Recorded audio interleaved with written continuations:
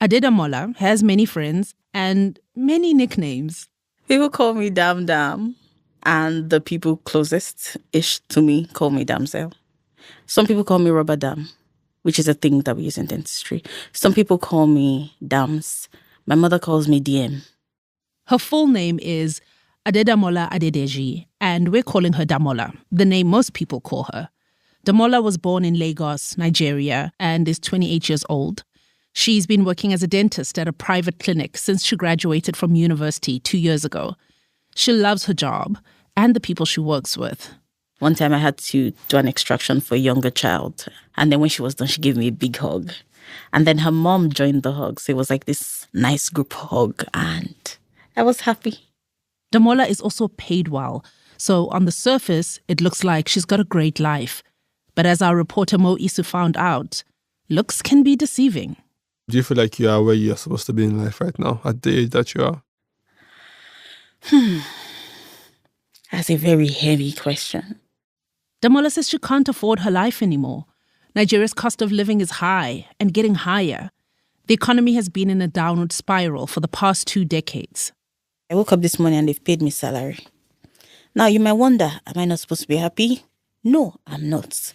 So you're not happy they've paid you salary? It's mixed feelings.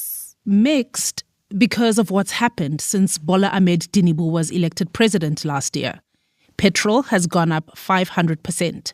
The country's currency, the naira, has lost over 76% of its value against the US dollar. That means today Nigerians pay twice as much for, say, a bag of rice than they did last year. One of the things that you see every time you shop, there's one person somewhere, 1 or 2 or 5, saying, at the price of something. I feel like living in Nigeria, there are so many things that are just rising up against. Like, young people are really going through a lot. For me, what that just meant for me was I need to leave. Leave her job, leave her friends, even leave her mum. It's something she's thought about for a while, and recently she started the immigration process. Just like tens of thousands of other young Nigerians. So many are leaving the country. A member of Nigeria's House of Representatives called the situation a national emergency. I'm Lissid Mokhwatle, and this is Radio Workshop. Maybe you've heard the word japa. It's a Yoruba word meaning to flee or escape. This is exactly what young Nigerians are doing today. Many of them are highly educated, some of the country's most promising minds. They're leaving and don't plan to return. The word japa has taken on a life of its own. It's having a cultural moment. There are memes about it, songs about it, even companies that help people japa. They assist with visa applications, book travel, and the like. And you may ask, where are they going? Well, there's Canada.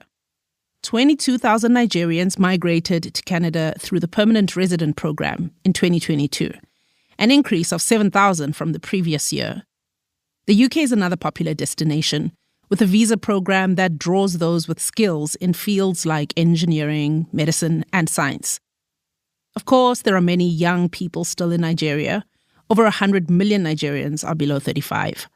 But a recent survey run by Africa Polling showed that 7 out of 10 Nigerian youth said they'd leave the country if they could. Our reporter Mo was born and bred in Lagos. He's seen japa firsthand. And in this episode, he finds out why a seemingly successful young woman decides to pack her bags and leave behind everything she knows.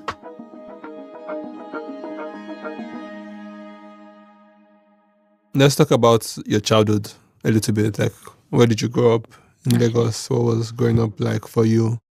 So for me, right, you have to understand that we were middle class, possibly even upper middle class. But somehow, I don't know when, but we became a lot lower than middle class. Damola grew up in Lagos in the early 2000s. At that time, Nigeria was a young democracy with a promising future. Damola has 3 siblings. Her dad was a doctor, her mom a biology teacher. Her dad owned 2 hospitals, and her mom often traveled to Dubai on business. They had a car and a driver. They owned the house they lived in. Essentially, a lot of signs pointed to the fact that financially, her family was doing well. But as she grew up, that changed.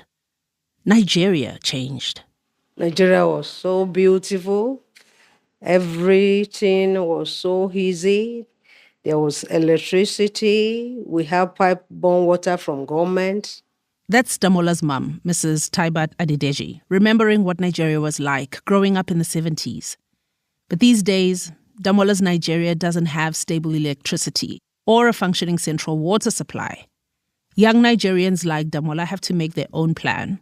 A fuel-powered generator keeps the power on, and a borehole in the backyard provides water. Damola believes strongly that the Nigeria her parents grew up in and the one she currently lives in are two completely different countries. Take, for instance, the fact that Damola's dad was about her age when he started his first hospital. If I stay in Nigeria, you think I'll be able to start my practice based on the way things are going? You tell me. I can tell you for a fact that I'll have to take the amount of loan that my father could only dream of to start it because I don't have it. I don't. Damola's career as a dentist feels almost inevitable. Every single one of her siblings works in healthcare. There's a pharmacist, a medical researcher, and a doctor. From a young age, Damola dreamt of being a doctor like her dad. As a child, I used to sit down on the arm of my father's chair while he sees patients. Damola studied dentistry, not just because it's in the family's DNA, but in Nigeria, healthcare is one of the most sought-after professions. The entry-level salary for a doctor is more than double Nigeria's minimum wage, about 160,000 naira a month. At today's rate, that's about $100. So growing up, Damola expected that a life in healthcare meant she would be financially secure. But she's found the reality to be different. Why is my tangerine 1,000? The orange one, the nice, juicy, sweet one. The fruit. Yes. It's paining me because yesterday I tried to buy it and they told me it was 1,000 for one and I still bought it 500 2 weeks ago. You're not being serious though. Do you think I'm joking? 1,000 naira. 1,000. For one For tangerine. one. 1,000 naira. What have I done to deserve 1,000 naira tangerine? Who am I to eat 1,000 naira tangerine? Damola is convinced leaving Nigeria is her only option. She's done. At medical school, she saw a lot of doctors leave the country soon after they graduated. She says they finished medical school, board a plane with a degree in hand, and japa. I knew that I wanted to also leave when I saw that they could leave as well. If there's a way to leave, why not? According to Nigeria's Association of Medical Doctors, most doctors in Nigeria have plans to leave. More than 3,000 left the country in the past 3 years. Damola's sister was one of them. She left for the UK in 2023. Then Damola's younger brother moved to Glasgow that same year to pursue a master's degree. Many of these doctors say they are leaving because of bad pay, long working hours, and rundown medical facilities. They are frustrated with the government's mishandling of the economy and the skyrocketing cost of living. But there's another reason so many young Nigerians are leaving now. Let's go! Let's go! Let's go! Let's go! In October of 2020, young Nigerians took to the streets in droves to protest against a unit of the Nigerian police called the Special Anti-Robbery Squad, also known as SARS. The unit became notorious for its use of force against young people. The End SARS protests lasted 10 days.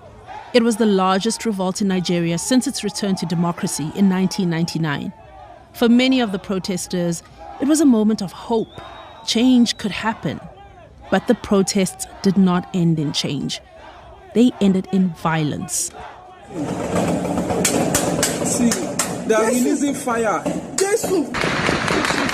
No problem! No problem! Everyone sit down, sit down! This was a breaking point for many young people. But now we are saying we are not docile. In the aftermath of EndSARS, immigration numbers spiked to the point of concern for some Nigerians. Experts raised the alarm of a brain drain, like in this TV interview with the Honorable Philip Agbese, a member of Nigeria's House of Representatives. Mr. Agbese, earlier today you moved the motion on the floor of the Green Chamber asking that Japa syndrome be declared a national emergency. What exactly informed your action? The issue we raised today is to actually address the remote cause of people migrating the way they do from Nigeria to other parts of the world. For instance, doctors, are leaving. These are our best brain. Nurses are leaving. They are not leaving because they are going for further studies. They are leaving because we have a living condition that is not suitable for them in the country here.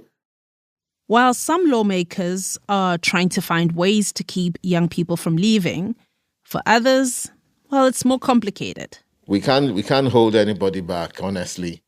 Dr. Tope Fasua is an economist and the special advisor to the president on economic affairs. He says young people are abandoning their country. People seem to think very little about stuff like patriotism, stuff like heritage, The implications are so many, but indeed it's a reality, is what it is. Dr. Fasua says young people are leaving. They're japaing because they've lost hope in their country. They're tired of waiting and hustling. They want success now.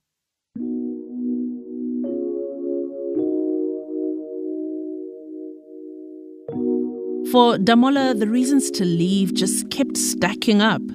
The protests, the exodus of her friends, her brother and sister, the inflation. But the straw that really broke the camel's back was a call she received one morning. Her diabetic father had been rushed to the emergency unit at the hospital, and admission was going to cost 1.6 million naira. If you earn minimum wage, that's almost 2 years of your salary. Even for Damola's family, it was a lot. I think one of the things that hounded me for a long time was the fact that I realized that in Nigeria, if you don't have money, you will die. Damola's family was lucky. They managed to raise the money and her father was treated and discharged within a few weeks. But some months later, in January 2024, her father died. Damola's heart was broken. My life changed. Everything actually just changed. I feel like I eat different. I sleep different. I breathe different. Everything is actually really different. You have no idea. Damola was more than ready to leave Nigeria at this point. She'd already started her immigration application and she was headed to Canada. Or so she hoped. You are the Most High King.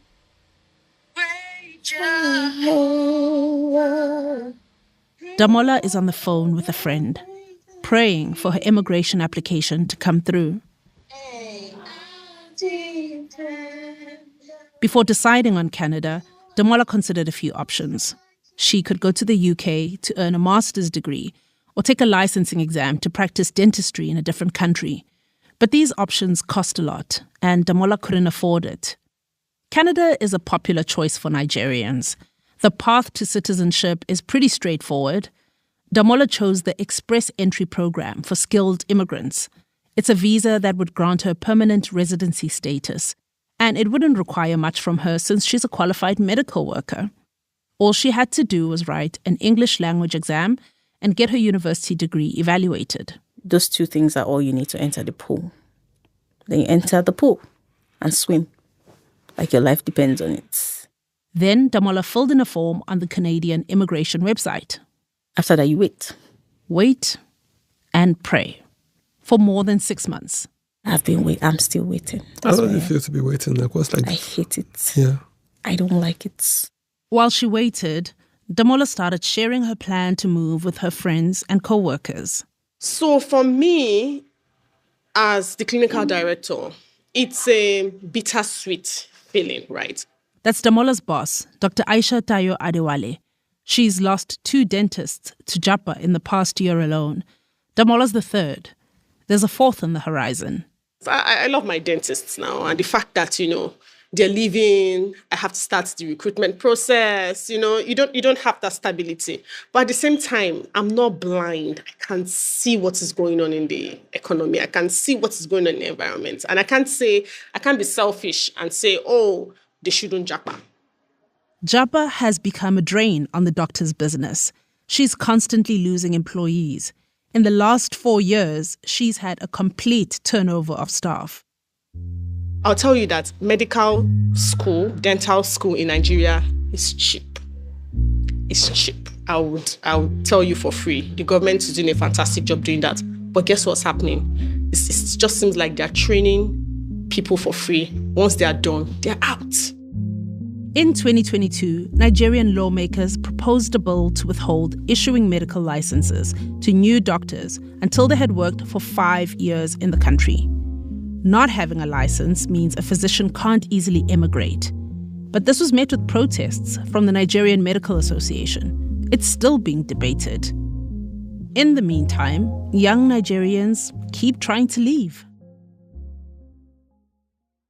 Oh, this is it.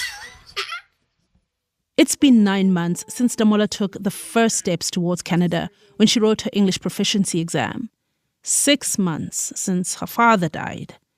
The waiting has finally ended. The email she's been waiting for is here. This is it. I've actually gotten it. Am I going to cry? I don't know. They sent it in English and in French. Oh my God, this is it. Damola immediately calls her friends and her mom. Mommy, I have news. Okay. The eagle has landed. Mo, our reporter, spoke to Damola's mom about the news that Damola will be leaving in September, in just 2 months' time. I feel like you are experiencing a lot of change. This Japa is robbing us a parent of having a close relationship physically with our children. As someone who has seen so many of his friends and family japa, Mo couldn't help but wonder how Damola was dealing with leaving her mother behind. What thoughts are you lending to your mom as you plan to leave and your sister plans to leave? She will feel alone. She will feel alone. Like, see, I'm not going to be optimistic. Her husband died. She is alone. Her children will leave. Her children have left. So it is not a whether or not she will feel alone. It is us just trying to do the most that we can, to be honest. But as to whether or not she will feel alone, that is not even a question. Unfortunately, it is what it is.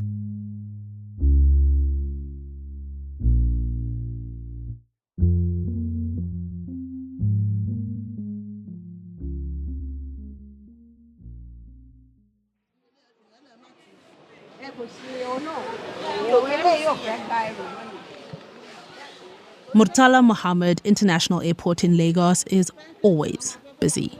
There are long and winding queues and the usual amount of organized chaos. The air conditioners are fighting a losing battle against the humid Lagos heat. Damola's mom and her sister Lola are by Damola's side to see her off. Why is he not moving? What are you doing? I'm trying to redistribute my luggage. Damola's wrestling with her luggage. She just found out one of her suitcases is overweight. The challenge of trying to pack your whole life into 2 23-kilogram bags. Mommy was 26, so. Which one is 26? That one. And that means we have to remove it. Like 2 kg. Wait. In a few hours, she'll fly to Toronto to start her new life. Her mom has connected her to extended family she didn't know she had there. She will live with them until she can find a job and afford a place of her own. She's not sure how long that will take. This is your first time traveling out of Nigeria? Yep. And you're traveling for good? Yeah, bye. Bye, bitch.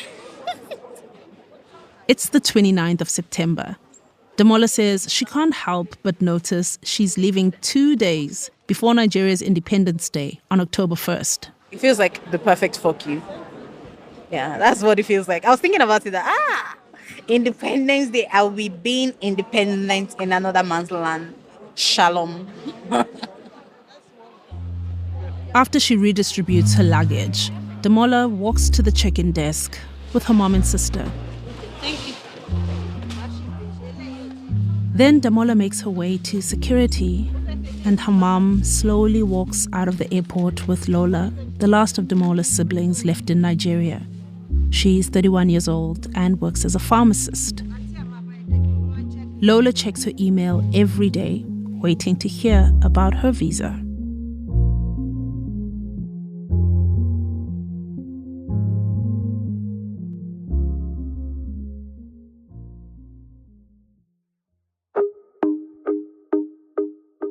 This story was reported and produced for Radio Workshop by Mo Isu, with the support of assistant producer Elejaze Gengan. Rob Rosenthal and I edited this podcast. Original music by Hamani Sambu at Edible Audio in Cape Town. Sound engineering by Joe Jackson and Mike Rayfelt. Joe Jackson is our managing producer. Mike Rayfelt is our executive producer. Additional clips from Sky News and Adiola Fayehun. This episode and the work of Radio Workshop would not be possible without the support of Luminate, the Doc Society, the Shin Creek Trust, the Anne Levy Charitable Trust, the SCP Foundation, and Pam and Bill Michaelczyk. Find out more about what we do and support our work at radioworkshop.org.